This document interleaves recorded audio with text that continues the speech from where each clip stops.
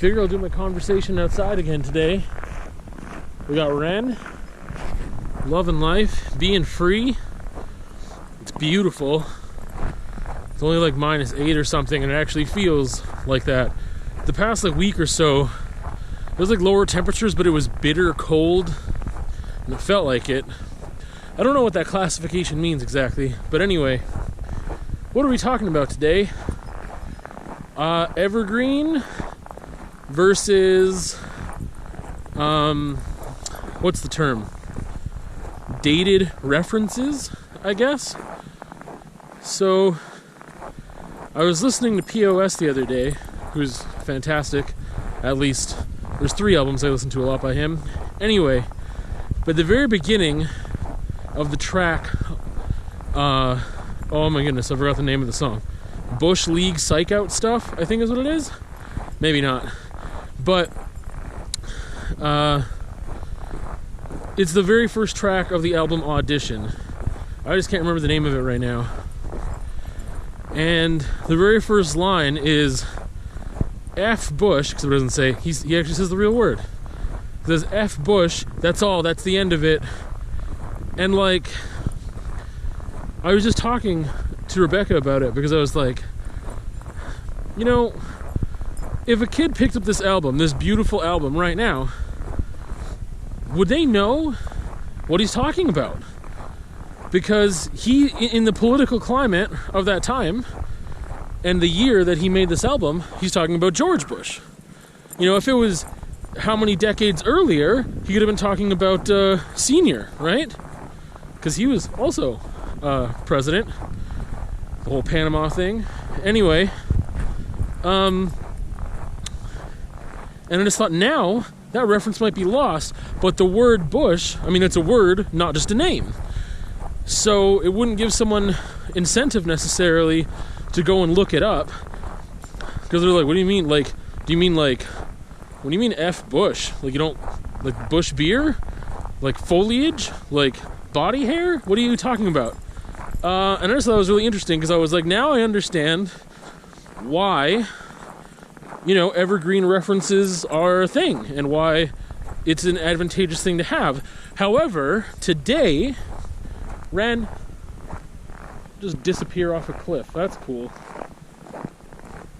Ren, you silly. Anyway, and today I was listening to Bloodhound Gang. And I was thinking, man, all these references are dope. And I was just thinking, like, yeah, they're dated references and not everyone's gonna get them, but they're like time capsules. And Jimmy Pop has so many references packed into a single verse sometimes that it's like, what? What is that? What does this mean? What is that? And I was just thinking of, like, in the past 6 months, like, I don't listen to Bloodhound Gang often. It's fun, but generally not what I'm looking for. And I was just thinking, like, man, like, I didn't know the story of Larry Flynt really in its entirety, and I still don't, because I just watched the movie The People vs. Larry Flynt, but I just watched that like a month ago or so.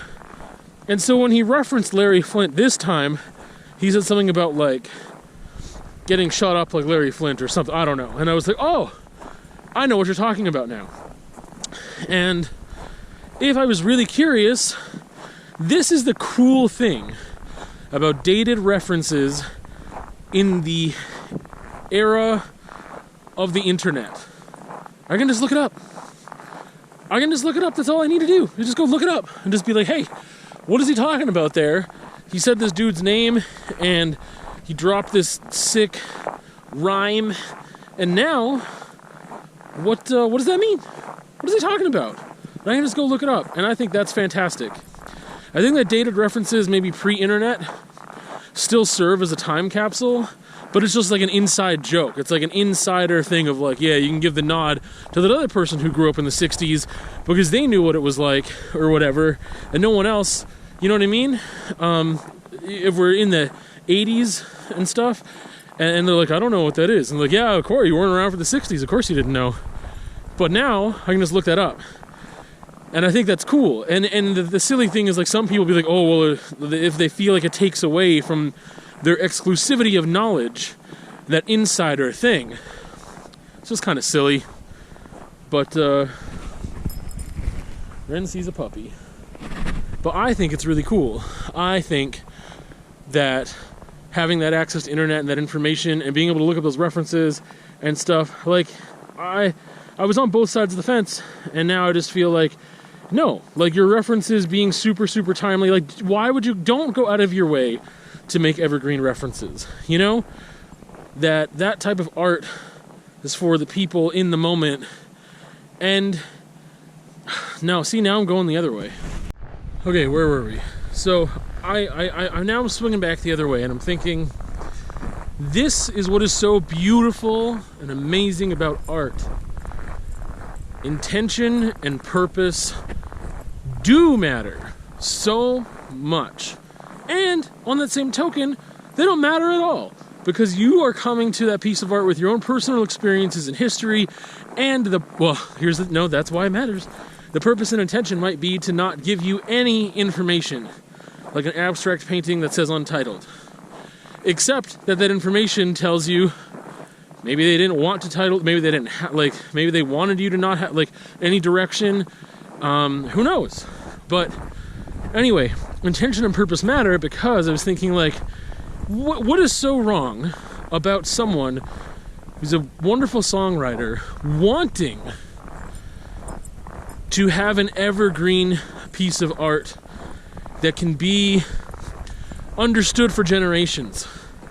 There's so many songs that display the human experience in such a way that is incredibly relatable, that it becomes so much bigger than anything, because music touches so many people.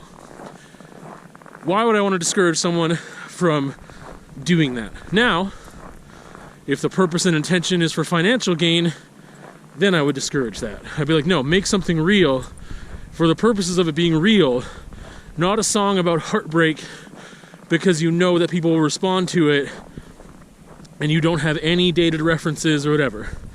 Then, and like I was saying before, in the case of Bloodhound Gang or POS or whatever, you know, have fun with it. If that's your intention and purpose, is to have fun and have these dated references, and it's for the people right now, and then people 10 years later don't get half your songs, so be it. If that's what you want to do, so be it, and it really enriches the lives of those who understand it.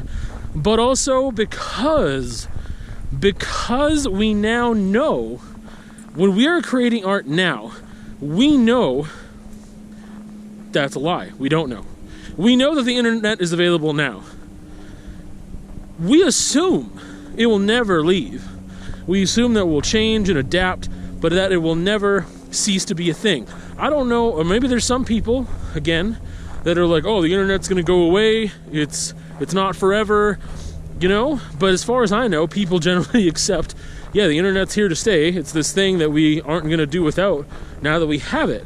And because we're making art in that context of belief that people will always have access to it, we know that they can go look that stuff up. We think we know that.